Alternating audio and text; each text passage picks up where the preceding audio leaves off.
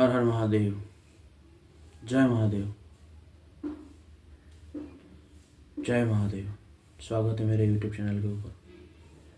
श्री योग वशिष्ठ महारामायण 51वां सर्ग, निर्वाण प्रकरण, श्लोक 11 और 12।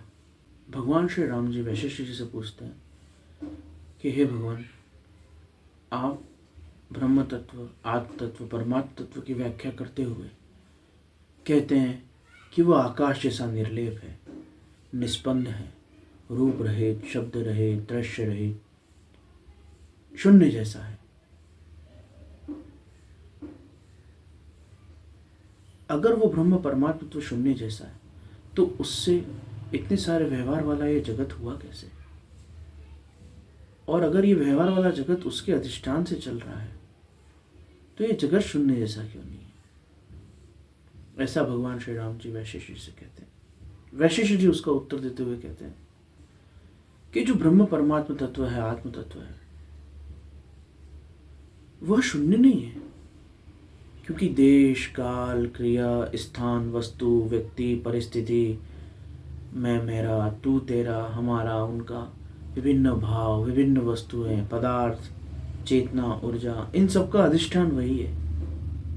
अणु परमाणु से लेके पर्वत और पहाड़, ब्रह्मांड तक और ग्रहों तक और बड़े बड़े तारों तक, सूर्य चंद्रमा तक, सबका अधिष्ठान, सबका कारण वो परमात्मा तत्व है। इसलिए वो शून्य नहीं है, उसे शून्य नहीं कहा जा सकता, क्योंकि वो सब इनका आधार है। परंतु वो शून्य जैसा है, क्योंकि वो इनसे निर्लेप है, इन सब का अधिष्ठान है, इन सब का कारण है, परंतु वह शून्य जैसा है, साक्षात शून्य नहीं है। शून्य का स्वभाव यह है कि वहां कुछ भी नहीं होता, परंतु ब्रह्म का स्वभाव यह है कि वहां पर उसके सिवा अन्य कोई वस्तु नहीं होती।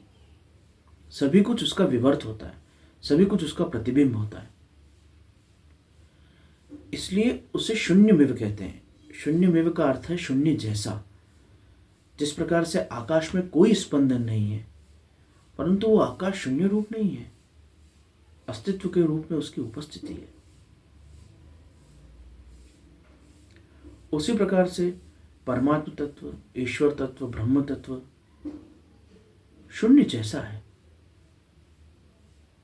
वहां कोई रूप, शब्द, दृश्य, वस्तु, पदार्थ, स्थिति का कोई अस्तित्व नहीं है, परंतु उसी के अधिष्ठान से ये सब चीजें गति कर रही हैं, क्रिया कर रही हैं। अतः उसे शून्य में भी कहते हैं, शून्य जैसा कहते हैं।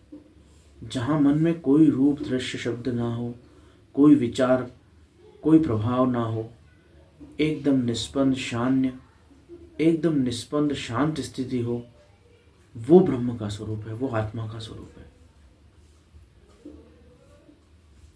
परंतु ऐसा होने के बाद भी वो सब कुछ जान रहा है। शून्य वो स्थिति है जहां जानने वाला भी नहीं है, परंतु ब्रह्म सबका ज्ञाता है, वो ज्ञान स्वरूप है।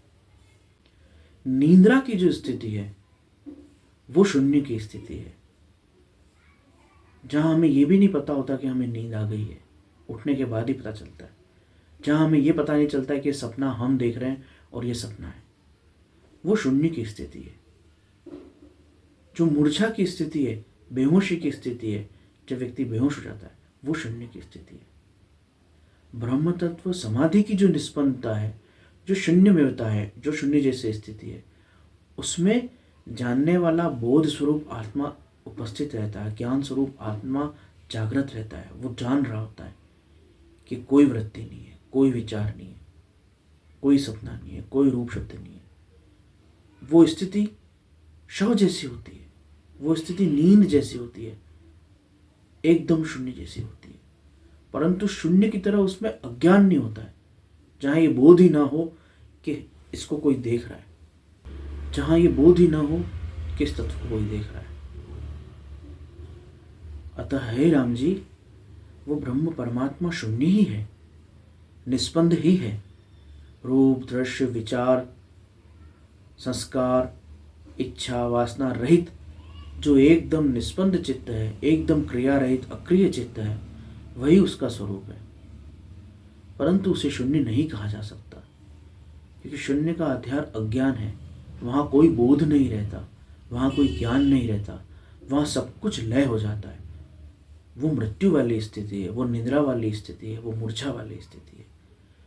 और जहाँ पर ब्रह्म तत्व है वहाँ बोध है, वहाँ ज्ञान है, वहाँ उस अनुभूति को, उस तत्व को देखने वाला, उस तत्व को अनुभव करने वाला साक्षी रूप में, दृष्टा रूप में, आधार रूप में उपस्थित रहता है।